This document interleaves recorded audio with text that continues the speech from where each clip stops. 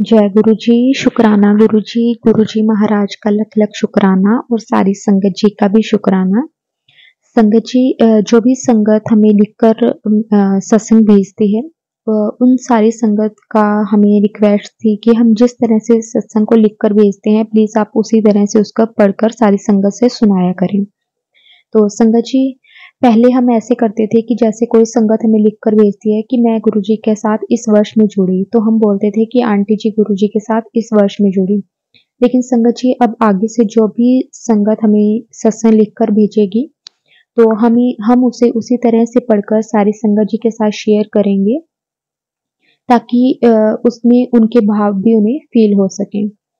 तो संगत जी, आज का जो हमारा सत्संग है, ये है स्वर्ण अंकल जी का, जो कि गुड़गांव से हैं। संगत जी, बहुत ही प्यारा सत्संग है, बहुत ही सुंदर सत्संग है और सारी संगत के लिए इसलिए इम्पोर्टेंट सत्संग है क्योंकि ये संगत गुरु जी की पुरानी संगत है, गुरु जी की बहुत प्यारी संगत है। ये उस टाइम का संगत जी सत्संग है जिस टाइम गुरु जी फिजिकल फॉर्म में थे और गुरु जी ने उस टाइम अंकल जी और उनके पूरे परिवार को कैसे कैसे ब्लेस किया। तो संगत जी, आज का सत्संग हम स्टार्ट करते हैं। अगर आप भी अपना सत्संग शेयर करना चाहते हैं तो डिस्क्रिप्शन में व्हाट्सएप नंबर और जीमेल आईडी दी हुई है। आप उस पर सत्संग को रिकॉर्ड करके या फिर लिखकर जिस तरह से भी आपको सही लगे, आप हमें भेज सकते हैं। तो चलिए संगत जी, आज का सत्संग हम स्टार्ट करते हैं। जय गुरु जी, शुक्राना गुरु जी। मोरे प्रभु तुम गुरु पिता माता, कि प्रभु जी तुम ही हमारे गुरु हो, तुम ही हमारे पिता और तुम ही हमारी माता। आपके बिना हमारा जीवन व्यर्थ है। संगत जी, ये बात मई 2002 की है। बहुत ही अच्छा मौसम था, शाम का टाइम था और बहुत ही सारे उत्साहित थे।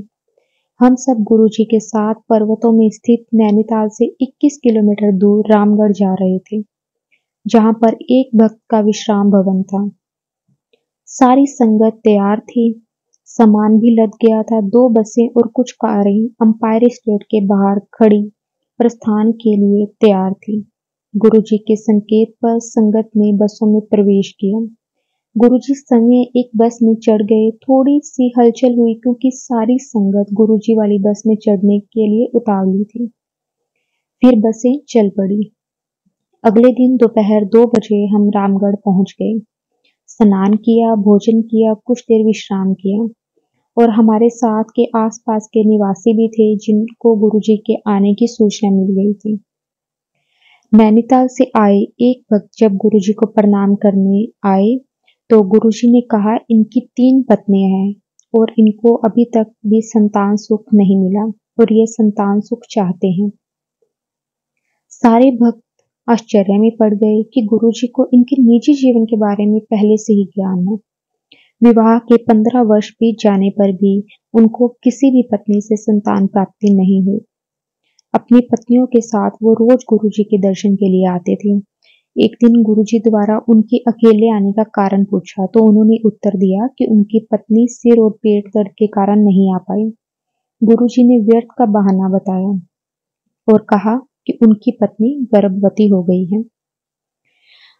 उसके बाद 2 माह के बाद उनकी पत्नी गर्भवती होने का परिणाम आया और उस दिन गुरुजी का जन्म दिवस था, 7 जुलाई। उसके 15 वर्ष तक गर्भ नहीं होने के कारण सिर्फ एक बार महापुरुषों के गुरुजी के कह जाने से ही उनको गर्भ धारण हो गया और उन्हें पुत्र की प्राप्ति हुई। फरवरी 2003 में उन्हें पुत्र की प्राप्ति हुई। शिवरात्रि के दिन वो गुरुजी का आशीर्वाद लेने और अपने पुत्र का नाम के लिए वो गुरुजी के पास आए। गुरुजी ने संतान का नाम मुराद रखा, जिसका अर्थ था कामना की पूर्ति। उसके बाद संगत जी, मैं एनएसजी की एक विशिष्ट इकाई को कमान कर रहा था। दिसंबर 1995 में गुरुजी चंडीगढ़ में थे और मुझे 2-3 दिन के लिए वहां आने का संदेश प्राप्त हुआ था, तो मैं गुरुजी की आज्ञा अनुसार अवकाश लेकर वहां चला गया। उन दिनों मेरे शरीर के दाहिने भाग में, दाहिने बाजू में दर्द रहता था। उस हाथ का एक अंगूठा सुन्न हो जाता था। चंडीगढ़ पहुंचकर मैंने 2 दिन गुरुजी के साथ बिताए। मेरी योजना थी कि गुरुजी की अनुमति लेकर रविवार को शाम को मैं बस से वापस आ जाऊंगा। गुरुजी से पूछने पर उन्होंने आज्ञा अवश्य दी, लेकिन मुझे रेल से यात्रा करने को कहा। रेल से यात्रा करने से मैं कतराता था और दिसंबर का महीना था, शीत ऋतु थी। में मेरा कष्ट बहुत ज़्यादा बढ़ जाता था, तो मैं हमेशा यही चाहता था कि मैं ट्रेन से यात्रा ना करूं। लेकिन गुरुजी की आज्ञा थी, तो मुझे एक अधिकारी ने चंडीगढ़ स्टेशन पर छोड़ दिया और उस दिन मुझे एक स्लीपर भी मिल गया। रात 2:30 बजे ट्रेन के चलते ही मुझे नींद आ गई। सुबह 7:30 बजे मुझे दिल्ली पहुंचते मेरी आंख खुली। मैं सोच रहा था कि मुझे दर्द बहुत ज्यादा होगा, लेकिन उसका तो नामो निशान भी नहीं था। उस दिन से आज तक मुझे अभी तक कभी ना ही दर्द हुआ है और ना ही मुझे कभी ये एहसास हुआ है कि मुझे कभी दर्द भी होता था। मैंने गुरुजी की आज्ञा के अनुसार उस दिन ट्रेन से यात्रा की। उनकी जैसे इच्छा थी और उनकी इच्छा के अनुसार मेरा दर्द भी बिल्कुल समाप्त हो गया। गुरुजी उसके बाद 1995 में मुझे मधुमेह हो गया, जिसे हम शुगर भी बोलते हैं, और वो बहुत ज़्यादा बढ़ गया था। लेकिन जिस हिसाब से मेरा काम था उसमें मधुमेह अगर हमें है तो हमें बहुत ज़्यादा दिक्कत होती थी। तो गुरुजी को मैंने बताया इस विषय में, तो गुरुजी ने मुझे प्रतिदिन तांबे के लोटे में जल पीने को कहा। उसके बाद 1 सप्ताह के बाद मैं जब भी मंदिर जाता तो मुझे बहुत सारी मिठाइयाँ खाने को मिलती, लंगर खाने को मिलता। लेकिन जब 1 हफ्ते के बाद जब मैंने उसका टेस्ट करवाया, मैंने इतना मीठा प्रसाद खाने के पश्चात भी मेरा जो शुगर लेवल था वो बिल्कुल नॉर्मल आया। इसका कारण है कि जो गुरुजी के यहाँ मिलने वाला प्रसाद, लंगर प्रसाद, जल प्रसाद, इससे हमारे जो भी रोग हैं वो बिल्कुल ठीक हो जाते हैं। और गुरुजी का जितना भी शुक्राना किया जाए, लख लख शुक्राना गुरुजी कि आपने इस तरह से लंगर प्रसाद, जल प्रसाद से जो भी प्रॉब्लम थी वो दूर कर दी। गुरुजी की इतनी कृपा है मेरे और मेरे पूरे परिवार पर कि जिसका मैं शुक्राना जितना करूं उतना कम है। उसके बाद 1995 से 1998 की अवधि में मुझे एक राष्ट्रीय सुरक्षा अंगरक्षक में एक ग्रुप का कमांडर था मैं, और मेरी यूनिट के निरीक्षण के लिए एक समूह के लिए निर्देश दिए जाने थे। जवानों ने इस निर्देशन के लिए अत्यधिक परिश्रम किया था। यूनिट के मार्ग साफ किए, वृक्षों की जो सूखी पीली पत्तियां थी उसे हटाई, मार्ग के दोनों ओर ईंटें और वृक्ष लगाई और उसके नीचे भागों में सफेद और गेरू रंग का रंग किया गया, पेंट किया गया।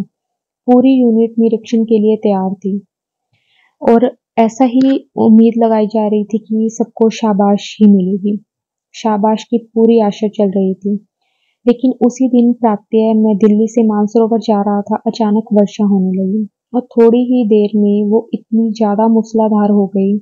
मानसरोवर के पास पहुंचने पर मेरा मन इतना उदास हो गया कि यूनिट के जवानों का परिश्रम पानी में बहता हुआ दिख रहा था।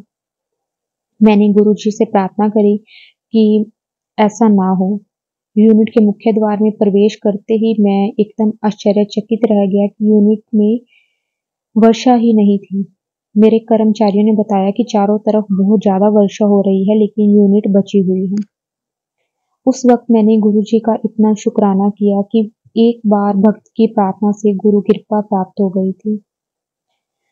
हमें गुरुजी इतना देते हैं कि गुरुजी ने उस वक्त भी इतनी मूसलाधार सब जगह बारिश हो रही थी, लेकिन यूनिट के ऊपर दिव्य छत्र छाया बनी हुई थी। उसी संध्या जब मैं अंपायर स्टेट पहुंचा तो गुरुजी ने संकेत दिया कि उनके कारण ही ये कार्य संपन्न हो पाया। गुरुजी मेरे और मेरे परिवार की हर प्रकार से सहायता करते रहे। जैसे जितना हम गुरुजी का शुक्राना करें, मेरे पास तो गुरुजी के धन्यवाद के लिए शब्द ही नहीं है। उसके बाद मेरी पत्नी बहुत ही दुबली और अधिक खाने से भी उसको कोई भी प्रभाव नहीं पड़ता था, बहुत ही दुबली पतली थी। उसके बाद गर्भवती होने के बाद भी उसके वजन में कोई भी अंतर नहीं आया, लेकिन गुरुजी कहा करते थे कि उन्होंने वजन में 5 से 10 किलो वजन बढ़ा दिया है। शुरू में परिवार वालों को कोई भी अंतर प्रतीत नहीं हुआ। कुछ समय के बाद उनके शरीर में परिवर्तन दिखाई देने लगा। जो मेरा छोटा पुत्र है वो उन्हें मोटी कहकर बुलाने लगा। गुरुजी अपने श्रद्धालुओं पर कृपा करने के लिए हर एक वो उपाय करते हैं, हर एक चीज करते हैं जिसमें हम असमर्थ हैं।